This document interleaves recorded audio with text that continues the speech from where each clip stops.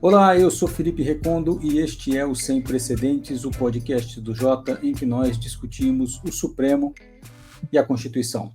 No episódio desta semana, nós vamos voltar a falar desse pacote que está sendo discutido na Câmara dos Deputados para reformar decisões do Supremo, impor alguns limites ao tribunal.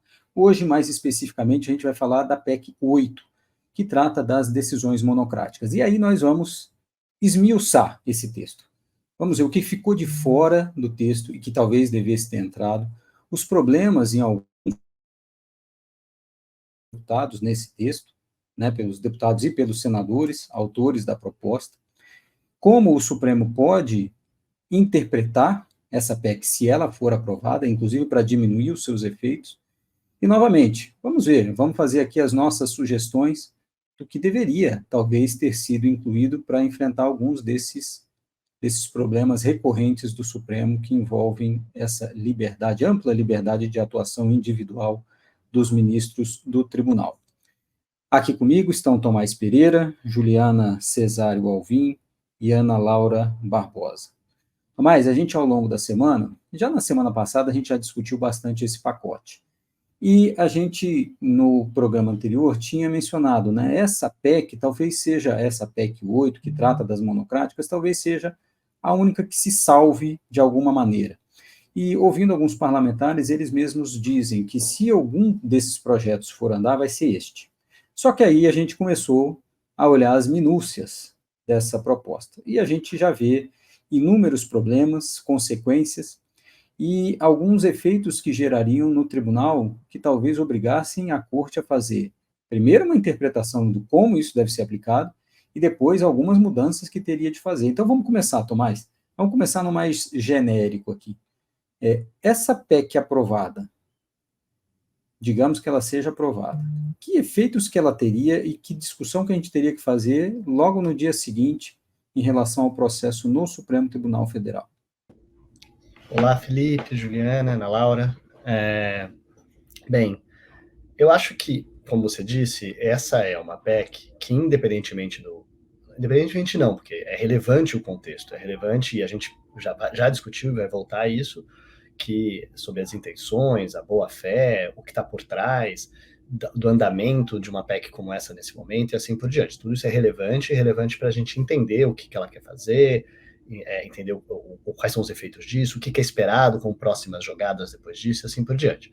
Mas, olhando para ela em si, a gente não pode ignorar que existe uma crítica, e uma crítica de boa fé, responsável, séria, à atuação do Supremo por meio de decisões monocráticas, decisões individuais de ministros, com efeitos gigantescos, às vezes suspendendo atos normativos, né, suspendendo leis promulgadas pelo Congresso, suspendendo, às vezes, atos do presidente da República, e a gente até mencionou no programa anterior que eu acho que é muito fácil a gente pensar em exemplos nos diversos espectros, né, do campo político, do debate ideológico brasileiro. Né? Então, para alguns, o absurdo vai ser uma coisa, para outros o absurdo vai ser outro, mas a gente consegue ver essas decisões. Então, né, pensando de exemplos que a gente viu, a gente pode falar, né, da decisão do ministro Cássio, que a gente escreveu, inclusive criticando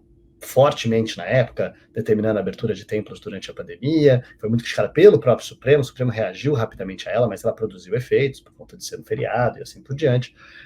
A gente pode falar da decisão do ministro Gilmar Mendes, que impediu a posse do hoje presidente Lula, na época, ex-presidente Lula, como ministro da Casa Civil da presidente Dilma, ali no meio da crise do impeachment.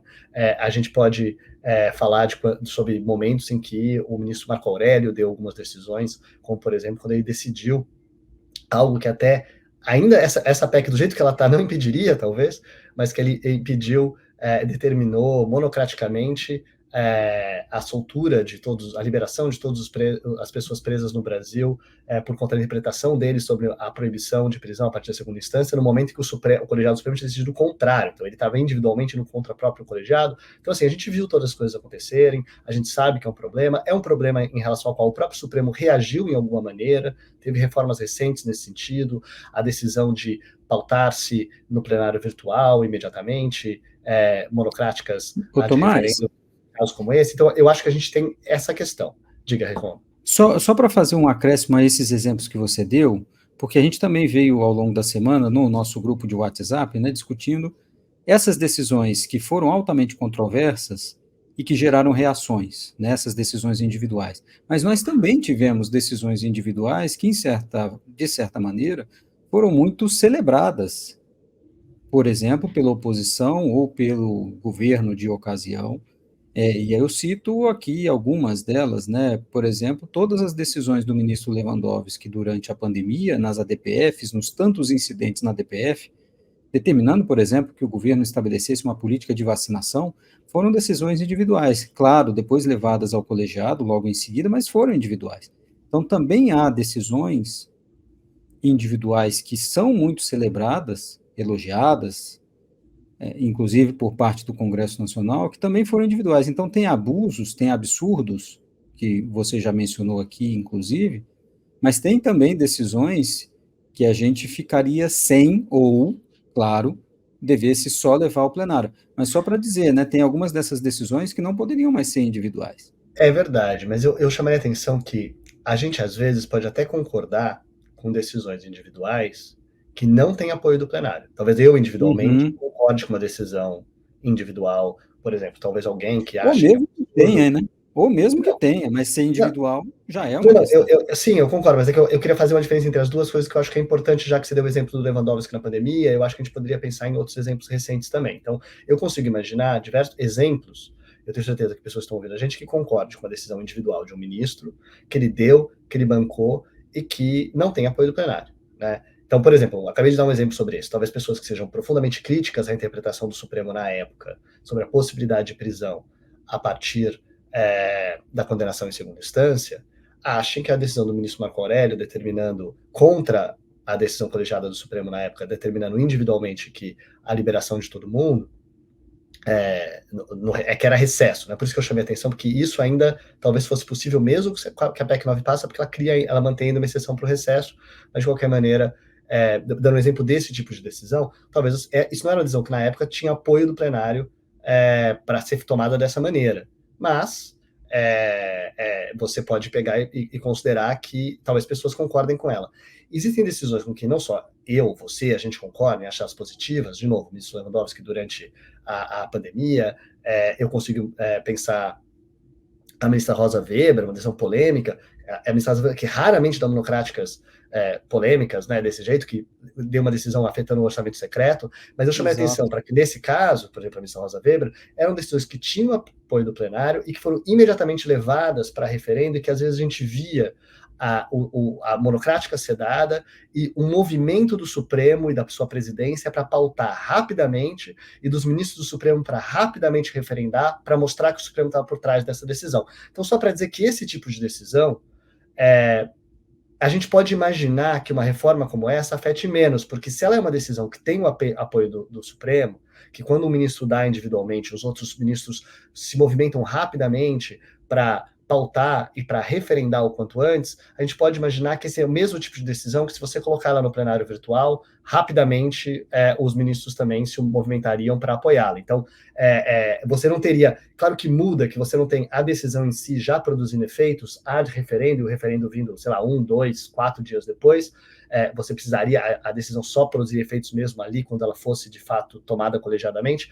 Tem uma diferença que é pontual e que pode ser relevante, mas que eu diria que não é uma situação em que você tem um ministro individual dando uma decisão que tem apoio popular ou de uma parte da população, mas que não tem apoio do Supremo, né? Mas, Tomás, eu quero talvez explorar... e talvez a gente tenha que estar, eu pelo menos estou disposto a aceitar que essas decisões talvez não tenham lugar mesmo, né? Decisões de ministros individuais do Supremo que deem decisões individuais com as quais eu gostaria muito que fossem dadas, que eu sou totalmente a favor, mas que não têm apoio do plenário, por mais que eu goste da decisão, do conteúdo dela, acho positivo, eu, pelo menos, eu acho que talvez institucionalmente estou disposto a dizer, mas isso não pode acontecer, não é a maneira como o sistema deveria funcionar. Por mais que eu goste de uma ou de outra, não é a maneira correta de tomar as decisões. A maneira correta de tomar as decisões é a gente ser capaz de convencer o colegiado, de que um ministro convencer o colegiado, ou chegar a uma decisão possivelmente de meio termo que convence o colegiado, e que com isso ele tem o apoio para tomar isso. Mas eu acho que acabou ficando ampla essa introdução. Então, eu vou ser muito curto para dizer que é o seguinte, eu acho que muito rapidamente, para terminar essa parte, que eu queria ouvir vocês, né? Mas que da sua pergunta sobre essa decisão, eu chamaria a atenção que a PEC 9 afeta esse tipo de decisão monocrática, ela reage a esse tipo de contexto, mas ela também fala sobre situações muito diferentes. Então, olhando tecnicamente, para quem está acompanhando a gente, mas eu acho que valeria a pena olhar o texto da PEC, eu chamaria a atenção que ela muda 2 lugares da Constituição, ela muda artigos diferentes. Ela muda o artigo 97, que é um artigo mais geral, que fala sobre reserva de plenário e que afeta o Supremo também, porque afeta todos os tribunais, no qual ela fala a necessidade de que decisões sejam tomadas pelo plenário, por maioria do plenário, não sendo vedada a decisão monocrática, em 2 tipos de situação, né, a que suspende eficácia de lei ou aquelas que são que suspendem ato do presidente da República, do presidente do Senado Federal, do presidente da Câmara dos Deputados ou do presidente do Congresso Nacional, né? Então, esse é um tipo de categoria, e daí o parágrafo 2 tem ali uma exceção para se for no período de recesso, né? Mas ela também muda o artigo 102 da Constituição, né? Ela muda outras coisas, ela muda o artigo 102 da Constituição, e no artigo 102 da Constituição, tem lá, passa a ter o parágrafo 6º, que fala somente na forma dos parágrafos 1º e 2º do artigo 97, então essa forma, não é os requisitos 97, é essa forma, que é a da reserva de plenário, também podem ser deferidas decisões em processo, então é qualquer processo, não é só em ADI, não é só DPF, é qualquer processo no Supremo Tribunal Federal, que alternativamente, então uma dessas 2 coisas, ou suspenda a tramitação de proposta legislativa, então também tem a ver com leis, mas não são leis, né, são propostas legislativas, então enquanto elas estão tramitando no Congresso, a gente já viu isso acontecer, né, o Supremo ou um ministro individual dá uma monocrática que impede que a tramitação de uma proposta de lei, de um PL, ou mesmo de uma PEC que ainda está em andamento, ou 2, em caráter geral, e daí é muito amplo, em caráter geral, afete políticas públicas, é a linha A. A linha B, crie despesas para qualquer poder, inclusive as decorrentes de concessão de aumentos ou extensões de vantagens ou pagamentos de qualquer natureza. Então, acho que um bom lugar para a gente começar é falar que são categorias muito diferentes. Eu posso estar completamente de acordo com achar que é positivo e que é justificado impedir que ministros individuais suspendam uma lei que foi, como, né, tramitou pela Câmara, pelo Senado, passou pela Presidência da República, e daí um indivíduo, um ministro individual, veja bem, não é a maioria do Supremo, a maioria do Supremo continua podendo fazer isso, mas daí vem um ministro individual e suspende essa lei. Nesse momento, você pode achar que isso realmente é uma reforma positiva, mas achar que dizer que em qualquer processo é proibida uma monocrática individual que afete política pública é amplo demais. E daí você pode discordar disso, como de fato eu discordo. Eu acho que é problemática essa linha. Então, se a gente, iniciando esse debate sobre a PEC, eu acho que levando a sério o que está ali e levando a sério que talvez ela de fato seja aprovada, isso vire uma emenda constitucional, a gente tem que considerar que ela trata de situações que são muito diferentes entre si. Às vezes a gente fala só de um tipo, chama mais atenção para outra, que pode ter mais apoio, mas tem outras que são problemáticas e podem, eventualmente, e acho que é disso que a gente vai falar, não se sabe. O Supremo vai ignorar isso, vai interpretar elas de maneiras que esvaziem né, de sua eficácia deixa eu jogar tão ampla, ou ele vai declarar inconstitucional, que é um outro tipo Ana, você acha que o Supremo, nesse caso, deveria reinterpretar essa PEC, por exemplo, nesse caso que o Tomás mencionou, né? Afete política pública. Você acha que teria uma tendência do Supremo de delimitar um pouco melhor isso? Porque senão o que sobra de decisão individual? Olá, Felipe, Juliana, Tomás. Eu acho que o Supremo provavelmente vai trazer uma interpretação para o que é política pública, até porque os termos, a terminologia que a PEC usa é bastante ampla, né? Suspender a tramitação ou proferir decisões que afetem política pública em caráter geral. Então, os próprios termos são amplos e o Supremo é que vai conferir o significado para isso. Nesses termos, se fosse concedido um significado amplo para o que significa políticas públicas em caráter geral, a PEC imporia várias mudanças para o atual desenho das atribuições do tribunal e até da dinâmica do processo decisório no tribunal. Uma primeira mudança que pode ser destacada é o fato de que, se o Supremo não puder proferir decisões monocráticas, em geral, em atos que suspendam, em processos que suspendendo a eficácia de lei, suspendendo o ato de presidente, suspendendo atos que afetem política pública, ou criando despesa, isso significa que quase todas as categorias de decisões, de medidas cautelares monocráticas estariam vedadas, e uma série de outras decisões monocráticas não cautelares também estariam vedadas. Por exemplo, suspender tramitação de processos quando reconhecida a repercussão geral. Sim, esse é um exemplo, porque tem implicações para políticas públicas. E é interessante observar que, na verdade, o que a PEC faz é criar duas categorias de monocráticas, né? Monocráticas possíveis, desde que proferidas pelo plenário, e algumas monocráticas completamente vedadas, dentre as quais incluem-se monocráticas que afetem políticas públicas. Monocráticas, ou melhor, decisões cautelares, na verdade. Decisões cautelares, por exemplo, em processos estruturais, que estão altamente discutidos, seriam um exemplo de cautelares que não seriam mais aceitas em nenhuma circunstância se afetassem políticas públicas.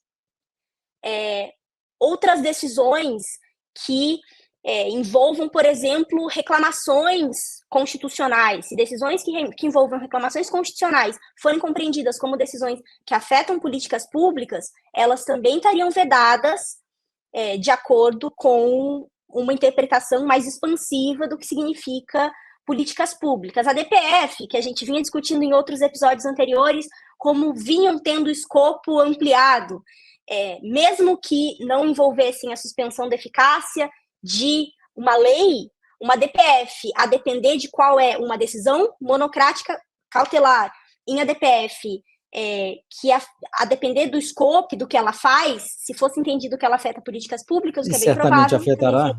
Sim, Certamente afetará? também estariam vedados.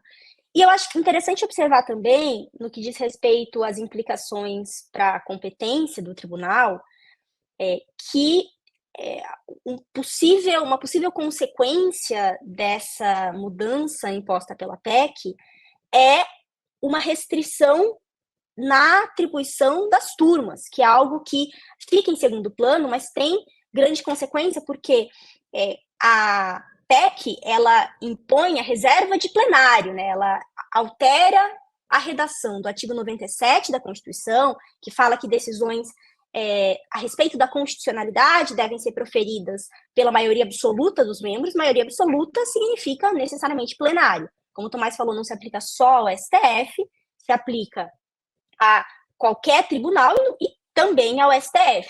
E aí o que essa modificação faria seria falar que decisões em medida cautelar, elas também estariam sujeitas a reserva de plenário, assim como outras decisões que suspendessem a eficácia de lei, que suspendessem a eficácia de ato normativo do presidente, que suspendessem a tramitação de proposta. E tudo isso, hoje em dia, dessa longa lista, algumas coisas são feitas por turma. Turma decide mandados de segurança contra presidente de casa legislativa, em vários casos envolvendo o controle dos requisitos formais de processo legislativo. Isso, a depender de como forem interpretados esses requisitos, não poderia mais ser feito nem pela turma, ou seja, isso teria que se tornar atribuição do plenário. Outros elementos, decisão em processo que já teve a constitucionalidade reconhecida, que é só reafirmação de jurisprudência. Hoje, turma pode fazer isso, não poderia mais. Seria necessariamente o plenário. E volta a discussão a respeito do afetar políticas públicas. Decisões que afetem políticas públicas também deveriam ser necessariamente proferidas pelo plenário. Nesse contexto, sobra pouca coisa também para as turmas, né? Sobram processos penais, habeas corpus, inquéritos, ações penais, E sobram algumas reclamações, se for compreendido que elas não afetam políticas públicas, extradição, que é uma coisa bastante rara no tribunal, o que leva à conclusão de que uma competência das turmas que já vinha sendo, nos últimos anos, sobretudo por conta da expansão do plenário virtual, bastante enxuta, que viria a ser ainda mais diminuída.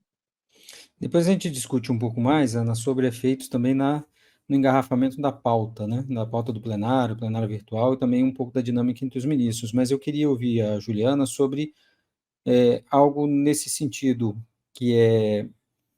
Juliana, a Ana mencionou, né, que talvez o Supremo tenha que interpretar essa PEC. Um pouco dessas reformas que são feitas de fora para dentro, sem participação do Supremo, não geram esse tipo de reação? Assim, não tem ninguém do Supremo, obviamente, avalizando nem participando desses debates. E é mesmo reação do Congresso ao Supremo. Só que aí a gente entra nesse jogo, né, Juliana, de o Congresso aprova algo e depois vem o tribunal falar, bom, não é bem assim, para você aplicar essa regra tem que ser de tal forma. E acaba esvaziando um pouquinho o que for aprovado. É um pouco do que a gente vai ver, Juliana? Oi, Felipe, Ana, Tomás. Pois é, eu acho que isso é um pouco parte do meu desânimo com esse assunto, de certa maneira, né? Porque a gente vê essa discussão, de um lado, a discussão entre, né, isso é uma reforma construtiva ou isso é uma reforma destrutiva, né? Sendo apresentada num pacote em que vem um monte de coisa né, que é muito menos, assim, derivado de uma crítica válida, né? Então, acho que tem essa grande discussão e tem a discussão pequena, né? Do pequeno mecanismo, do prazo, da pequena medida. Mas a sensação que eu tenho, na linha do que você mencionou, é que isso acaba sendo um certo jogo de gato e rato, né? Em que o Congresso tenta encurralar o Supremo a partir de um canto e o Supremo corre para o outro. A gente sabe que o problema do Supremo, a monocratização é um problema que foi identificado, explorado, relevante, mas ela opera num tribunal que tem uma série de outros mecanismos que interagem com isso, né? Então a gente tem o plenário virtual, que por um lado, né, nessa PEC, se você estabelece que as cautelares elas têm que ser julgadas dentro de um prazo, a gente imagina, como você mencionou, que isso vai provocar um engarrafamento. Então você ganha, talvez, em celeridade, mas como é que você vai analisar isso tudo? Que seja julgado ao mesmo tempo no plenário virtual. Mas então você diz, não vai ser no plenário virtual, isso vai ter que ser destacado. Bom, mas e aí você burla, né, esse mecanismo do prazo. E se não burlar, não vai caber isso tudo no plenário físico. Então, ainda que você não burle por um pedido de destaque, você vai ter uma fila, que é uma maneira de contornar também a questão do prazo. Então, eu acho que tem esses elementos que interagem e tratar de uma coisa tão específica, eu não sei se ajuda tanto, porque eu acho que, de alguma maneira, a gente acaba sendo super inclusivo, né, na linha do que Ana e Tomás mencionaram, vai pegar um monte de coisa aí que talvez não fosse para pegar, e subinclusivo, porque um monte de coisa que a gente quer resolver também não vai resolver. E deixa uma margem muito grande para o Supremo adaptar, né? Ele adaptar e talvez continuar fazendo o que sempre fez. Então, para mim, parece que é muito incompleto e, na linha do que a gente conversava, seria interessante que fosse construído de uma forma dialogada para ser mais abrangente, né? E aí, talvez, sim, mais construtivo. E não uma coisa que ou é destrutiva ou é parcialmente inócua, né? Então, acho que um pouco essa é a minha preocupação. Não é para dizer que, claro, que a gente não tem que pensar nas reformas, que a gente não tem que começar de algum lugar, mas eu acho que tem um problema aí na forma como isso está sendo colocado. Vamos falar um pouco mais disso, Juliana, sobre o plenário. Você fez essa referência, eu queria que você se alongasse um pouquinho mais sobre isso. Como a gente vê hoje o processo ser iniciado, né, no plenário ou no plenário virtual, no plenário físico ou no virtual? Nesses casos especialmente, o ministro dá uma decisão individual e libera a sua liminar para ser julgada no plenário. E aí nós temos já uma realidade posta e o tribunal tendo que reagir a ela, se mantém ou não mantém. O que nós teríamos a partir dessa reforma, se aprovada fosse, o ministro vai liberar para julgamento e pode gerar, e não vai ter nenhum estímulo para o Supremo julgar o caso. que não tem nada para ser colocado no lugar. Talvez uma urgência, aí tudo bem. Mas se não houver aquela urgência mesmo, muito clara, muito escandalosa, pode fazer com que a gente não tenha realmente decisões liminares e não tenha estímulo para julgar. Eu vou dar o exemplo aqui do Marco Civil da Internet, com vários estímulos para julgar, vários estímulos para se julgar esse processo. Na eleição passada, na eleição retrasada, também já tivemos esses estímulos. O que a gente está vendo é o processo alongando. Tem uma previsão de que vai ser julgado agora esse ano, mas não houve nenhum estímulo, nenhuma obrigação de levar esse assunto para o plenário. Isso, inclusive, não está previsto na PEC. Então, eu fico pensando o seguinte: será que o Supremo vai ter esse engarrafamento da pauta? Esse é um primeiro caso, e me parece claro, né, tanto do plenário virtual quanto do físico. E o segundo não vai exigir dos ministros que eles tenham que conversar, assim, nós vamos julgar esse assunto ou não vamos? Porque se não quiser julgar, o presidente não pauta. Se quiser levar no virtual, ele pede destaque, e aí a gente fica sem eliminar. Então, talvez eu acho que aí o eixo de decisão volta muito para o presidente, né? Que é uma coisa que foi esvaziada com o plenário virtual, mas se você tem uma obrigatoriedade daquilo entrar, e aí vai ser o presidente que vai decidir, em combinação com o pedido de destaque. Mas se o presidente também pode fazer destaque, acho que muda um pouco isso. Mas acho interessante isso que você aponta, né? A gente vai ter um congestionamento ou a gente vai ter um esvaziamento? Vai ser, vamos julgar tudo ao mesmo tempo, ou na verdade vamos julgar nada para a gente poder ir julgando devagar no nosso ritmo, né? Eu acho que são duas Não, e às vezes, possibilidades. Juliana, deixando a regra inconstitucional, vigorando, porque talvez você não tenha uma concertação ali para resolver isso. E só para também não parecer que é um probleminha simples, né? Os ministros vira e mexe reclamam quando a gente conversa com eles, que eles às sextas-feiras, quando abre o plenário virtual, tem que dar 150 votos de uma vez. Isso no cenário de hoje, em que as liminares são dadas e o ministro já parte do voto da liminar do seu colega. Imagina que ele vai ter que pegar o processo do zero para já votar liminar, que cá para nós vai ser praticamente um mérito já.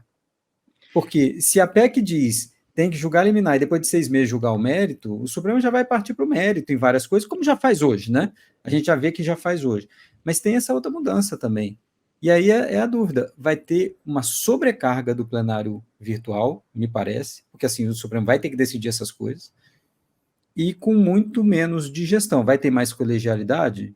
Vai, mas o processo talvez não seja melhor. E é um pouco do que a gente ficou discutindo durante a semana, né? Reformas como essa geram outros problemas que talvez exijam contra-reformas. Então é isso, né, Juliana, e Ana e Tomás? Se por um acaso leva para o plenário virtual, de cara, não tem uma liminar concedida, e aí um ministro tem dúvida, ele pede vista e nós ficamos sem eliminar? Será que o Supremo tem que mudar o regimento para dizer não cabe vista em julgamento de liminar? Então, mas eu acho que a gente estava falando um pouco sobre isso antes, né? Eu acho que quando a gente critica essa reforma, tem um tipo de crítica que é você criticar a reforma em si, dizer tá errado, é inconstitucional, tal. Outra coisa é a gente criticar desse jeito para você, não, mas qual a consequência disso, considerando como funciona o Supremo? Né? Quais são os efeitos? Então, daí a gente está trazendo outras coisas que não estão nessa PEC, não tem a ver com essa PEC, né, em si. Como que funciona essa exigência da decisão ser colegiada? Tudo bem que tem o plenário virtual, a gente pauta, você vai pautar com o voto do relator, concedendo ou não concedendo, né? Você não tem uma liminar ad referendo, né? Então você não tem uma decisão a ser referendada, mas você tem o voto desse relator que vai ser ou a favor ou contra conceder a cautelar. Então os outros ministros poderiam, se esse voto fosse suficiente para eles, seguir simplesmente o que está escrito ali, dizer acompanhe o relator.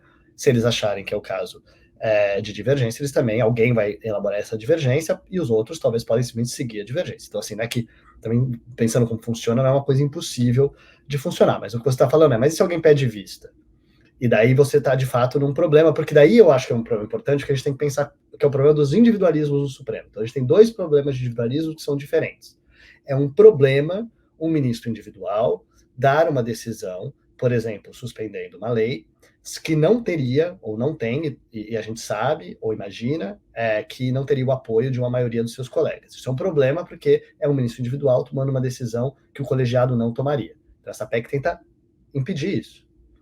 Também é um problema que um ministro individual impeça a tomada de uma decisão do colegiado que teria o apoio do colegiado. E daí entra efeitos, que a gente já falou muito sobre isso, medidas que podem ser protelatórias, utilizando o instrumento supremo, como por exemplo a vista, para impedir a tomada de uma decisão. A vista ou destaque.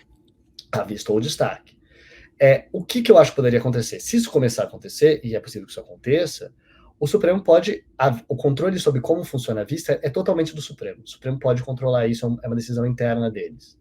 E talvez não faça sentido vista em decisão cautelar, considerando num plenário virtual. São duas coisas somadas, né? O plenário virtual significa que não é que você está tendo contato imediatamente com aquela voto do relator ali, e você tem que, ao vivo na TV, responder imediatamente aquilo, sem poder consultar ninguém. Como você disse, abre o prazo do plenário virtual. A gente geralmente de uma semana, né? Geralmente de uma semana. Às vezes eles dão prazo mais curto, se é uma coisa muito urgente, aconteceu de dar prazos mais curtos. Mas com liminar concedida. Com liminar concedida. Mas imaginando que fosse uma coisa muito urgente, que a gente precisa ter uma decisão final em 2 dias, né? A gente pode imaginar que talvez isso fosse possível, mas imaginemos que você tem uma semana para reagir àquilo. Numa decisão que é cautelar. A definição cautelar, por definição, ela é uma definição, e desculpa o termo técnico, mas ela não é de cognição exauriente, né? Ela é chamada de cognição sumária. Então, ela, por definição, você vai dar uma decisão que parte da sua impressão à primeira vista nesse momento do processo, com o que a gente sabe nesse momento do processo. Ela está baseada em probabilidade, por isso que os termos técnicos, de novo, né? Fumus boni iuris, periculo in mora, né? Probabilidade do direito, perigo da demora da concessão gerar prejuízo, então dá para esperar a decisão final. Isso é uma coisa que em uma semana alguém consegue tomar essa decisão com uma certa velocidade. Então isso não seria um problema, a gente imaginar, reformas que acabassem com a vista, não a vista para julgar o mérito, talvez a vista no mérito poderia continuar existindo, mas a vista para cautelar poderia simplesmente ser eliminada em processo como esse. Não seria uma coisa, e seria uma reação. E talvez o resultado final, imagina, a gente chega no final dessas reformas e contra-reformas, eventualmente num Supremo que não tem mais ministro individual suspendendo lei sozinho, e não tem ministro individualmente pedindo vista e impedindo que o colegiado suspenda uma lei inconstitucional que precisa ser suspendida. Me parece que é ganha-ganha a gente chegar nesse ponto.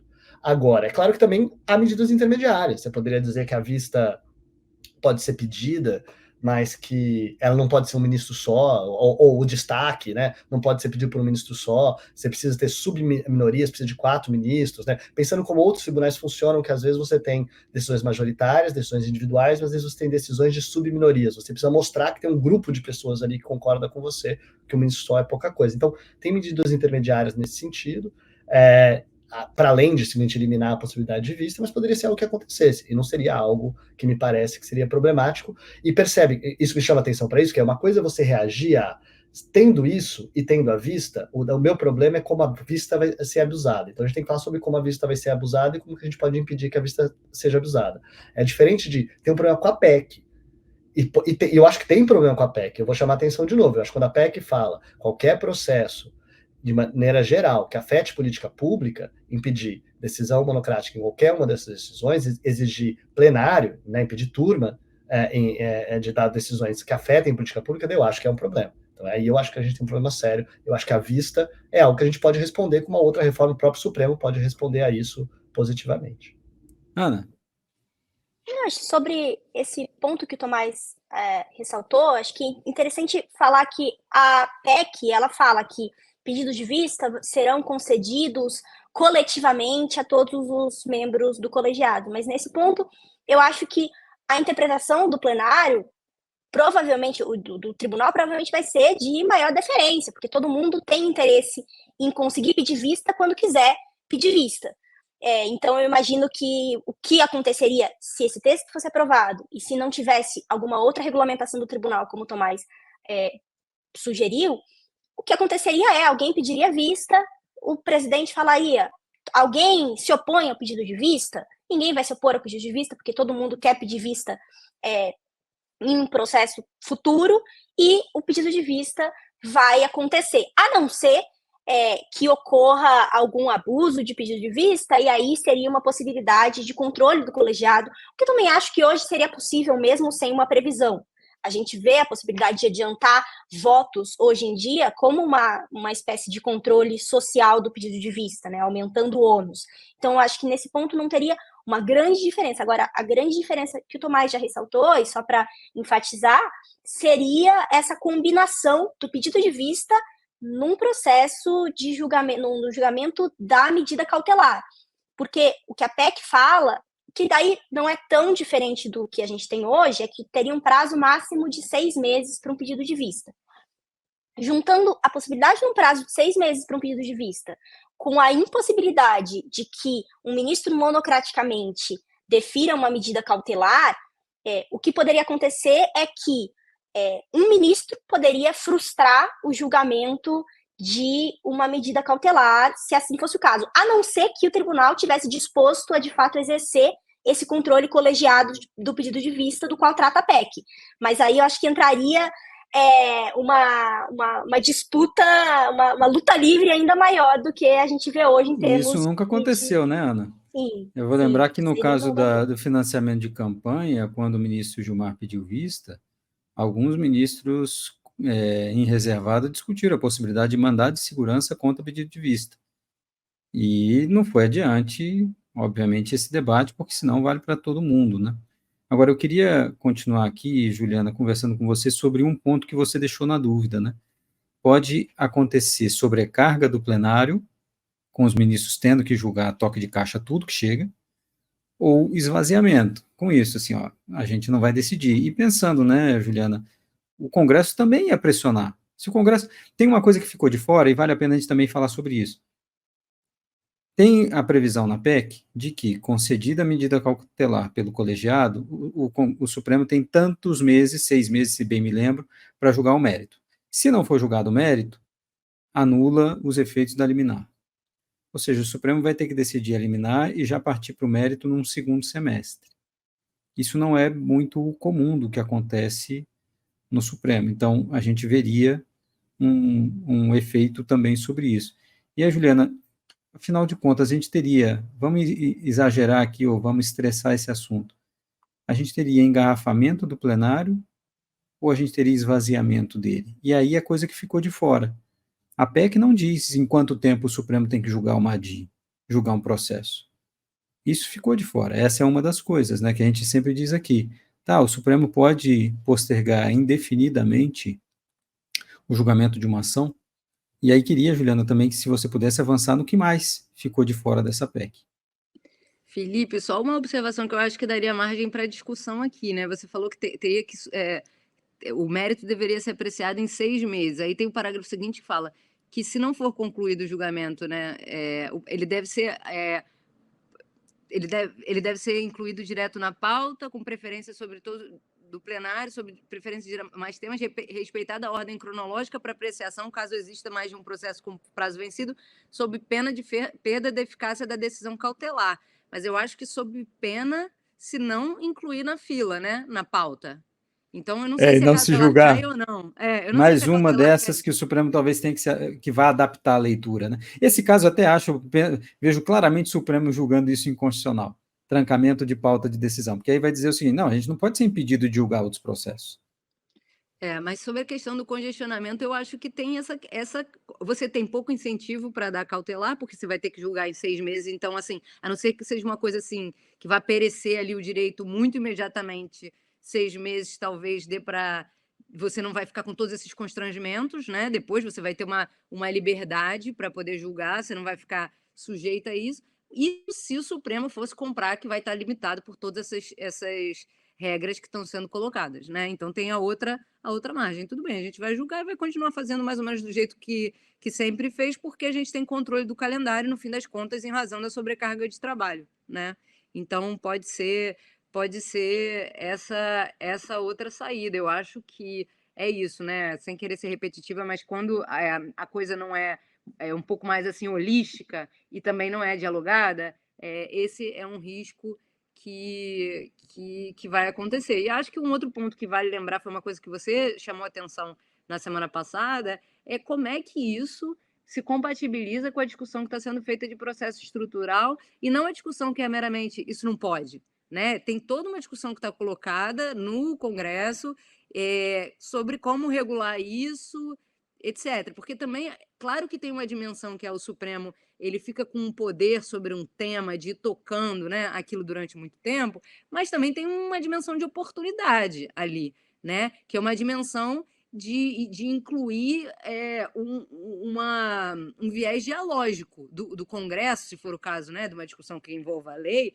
está participando, e o Executivo também. Né? E que isso pode dar poder de barganha para esses poderes. A gente viu um pouco a discussão do marco temporal, que já é uma derivação disso, né? Porque não foi pré-decisão, foi pós-decisão, mas você vê, na verdade, uma segunda chance, digamos assim, para o Congresso conseguir mais do que conseguiu na decisão. Então, acho que não está todo mundo contra isso, nem do lado do Congresso. Então, como é que se compatibilizam essas duas coisas? Né? Essa dinâmica Tanto que a do processo de comissão, decisão.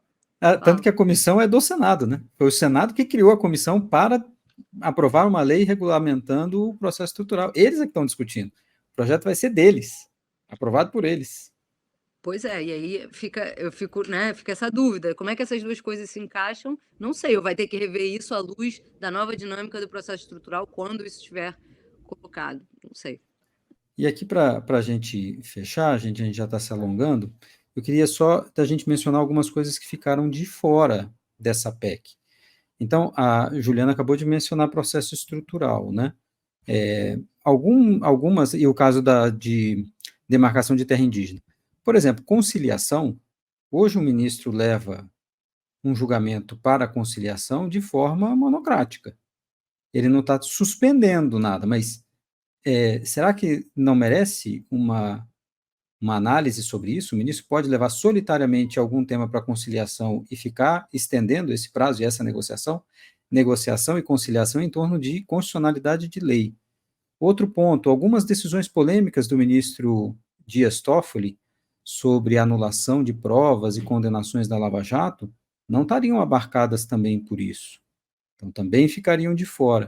O que mais, hein, Ana, que a gente pode incluir nessa lista de coisas que ficaram de fora? Eu mencionei aqui também, né, prazo para julgar, né, uma ação entra no tribunal e o ministro comanda esse processo e julga quando quer. O que mais, Ana, que você citaria de coisas que talvez tenham ficado de fora e que talvez a gente devesse atacar?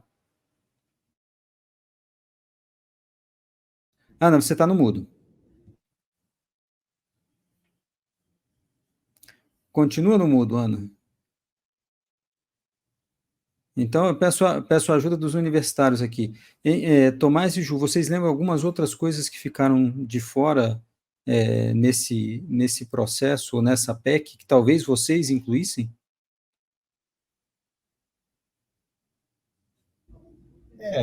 Eu acho, como você disse, eu acho que você já mencionou os casos que a gente estava discutindo antes, né? Que era, a gente estava pensando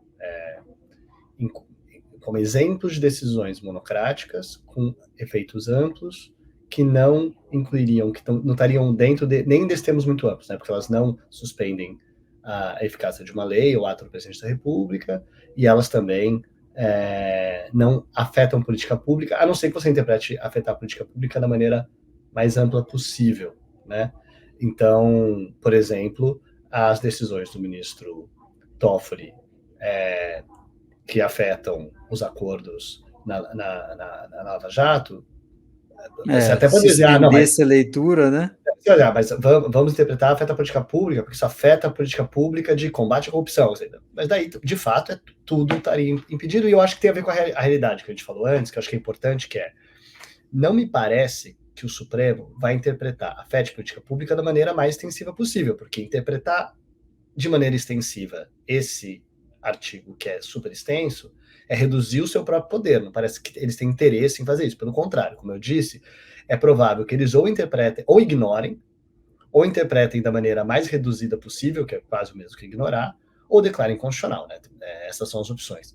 Mas, então, de qualquer maneira, isso a gente está falando mas são coisas que afetam, são relevantes, têm impacto gigantesco e na realidade nacional, e não estão abarcados nem em tese, me parece, por isso.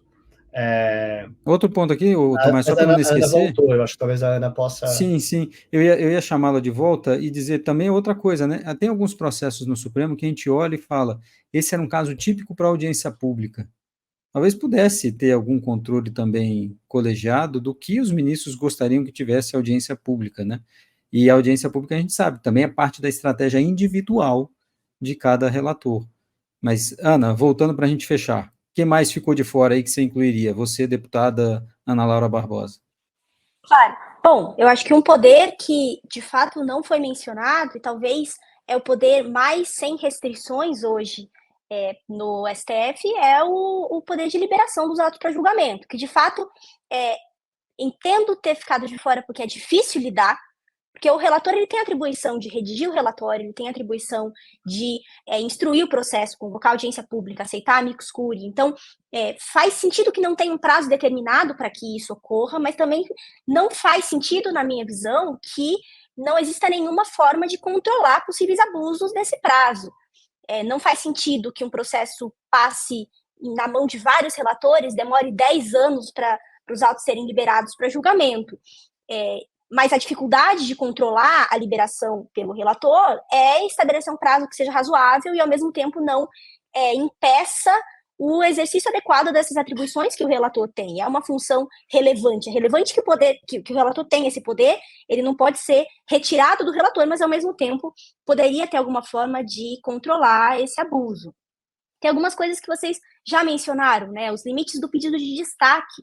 E, sobretudo, considerando que o pedido de destaque, combinado com o poder de liberação do relator, considerando que o destaque devolve o processo ao relator, pode fazer com que tenha um abuso no tempo dos julgamentos sem controles, que não seria corrigido por essa PEC, né? Seria possível suspender um julgamento no ambiente virtual, que muito provavelmente aumentaria a quantidade de julgamentos virtuais, porque o plenário não ia dar conta de julgar tudo que ele tem que julgar, considerando que a maior parte dos processos no tribunal teria que ser julgada pelo plenário, por essa PEC, o que, imagino, poderia levar a muitos pedidos de destaque. O pedido de destaque devolveria o processo ao relator, devolvendo o processo ao relator, teria esse controle indefinido do tempo por meio desse poder de liberação. E tem outras decisões individuais, né? Decisões individuais em processos que têm jurisprudência consolidada, mera aplicação de jurisprudência consolidada, vem acontecendo bastante em reclamações constitucionais, por mais que tenha aquela discussão, se envolve ou não envolve política pública, se envolver política pública estaria de fora, mas ainda assim eu vejo a possibilidade de continuidade de algumas dessas decisões individuais nesse aspecto. E negativa de segmento também não estaria abarcado, e também é algo relevante, é o que consegue tornar o acervo do tribunal manejável, mas ainda assim é um individualismo que continuaria existindo. Um último aspecto do individualismo, que na verdade eu acho que a PEC amplia, que já foi mencionado pela Juliana, é o poder do presidente do tribunal. A única exceção para todas essas possibilidades de cautelares que afetem política pública, ato de presidente, suspensão de eficácia de lei, é a medida cautelar durante o recesso, que só pode ser proferida pelo presidente. Eu acho que essa previsão, ela vai, na verdade, no sentido oposto do que o tribunal vinha fazendo, porque nos últimos anos o tribunal vinha tornando, inclusive durante o recesso, as cautelares mais colegiadas. Alguns relatores não tiravam mais férias, teve já uma experiência durante os atos do 8 de janeiro, que teve uma sessão virtual extraordinária, com uma duração longa para referendar esses atos, e eu acho que a PEC, na verdade, vai no sentido oposto e passa a prever esse poder individual do presidente de deferir monocráticas. É quase como se só o presidente pudesse proferir cautelares monocráticas. Parece ser uma exceção às outras limitações que estão nessa PEC. Então, todos esses elementos não me parecem ter sido endereçados, e em alguns aspectos a PEC até amplia o individualismo. E aí, só para a gente fechar, Tomás, a gente tem que fechar já, mas só para mencionar o seguinte, o que ficou de fora também foi tentar, o Congresso tenta por uma outra via, mas que talvez não vá adiante, né? É o comportamento individual de cada um dos ministros, né? Tanto a agenda pública, quanto as decisões de publicar seus encontros, suas reuniões, fazer e participar de eventos e tal. Isso, obviamente, a PEC não ataca, é algo que vai vir. A gente vai continuar insistindo aqui no debate sobre esses assuntos, e não me parece que tenha nenhum texto no Congresso Nacional que vai fazer frente a isso. Acho que o debate vai continuar sendo feito aqui por nós. E um outro ponto que também a PEC não ataca, que é que quem não acompanha muito os debates ou não leu a PEC, está olhando como poderes individuais grandes os poderes do ministro Alexandre de Moraes na condução desses inquéritos, que não são atacados por essa PEC também. Então tem muita coisa ainda para a gente discutir de reforma. Tomás, rapidíssimo. Não, eu só era só complementar a Ana Laura, lembrando um fato que talvez não esteja claro na mente de quem está ouvindo a gente, que é esse poder do presidente num contexto em que o Supremo funciona com a rotação a cada 2 anos do presidente. Então, o presidente não é alguém que tenha sido nomeado e aprovado especificamente para essa função, e não é alguém que tenha necessariamente o apoio colegiado dos outros. Nessa rotatividade, de vez em quando, você pode ter um ministro que seja representativo de qual é a maioria do Supremo Tribunal Federal, e de vez em quando você vai ter ministros que são absolutamente, digamos, minoritários ou que estão fora dessa minoria, tendo esse poder extraordinário. Então, eu chamaria atenção para, falando de como essas coisas interagem com outros elementos do Supremo, isso é um elemento relevante quando você aumenta o poder desse presidente, saber que é uma roleta em que roda nessa cadeira a cada 2 anos, mais ou menos, tem alguém lá que tenha mais ou menos perfil, mais ou menos contenção, mais ou menos capacidade de representar aquela instituição de maneira colegiada ou não. Bom, muitos assuntos, como disse a Juliana, sem diálogo com o Supremo, a reforma vai atacar alguns pontos, tem algumas respostas, algumas tentativas, sim, debate importante, mas infelizmente alguns problemas estão longe de solução. Queria agradecer a Ana Laura, Tomás, Juliana, a gente volta na próxima semana. Obrigado e até lá. Obrigado, até a próxima.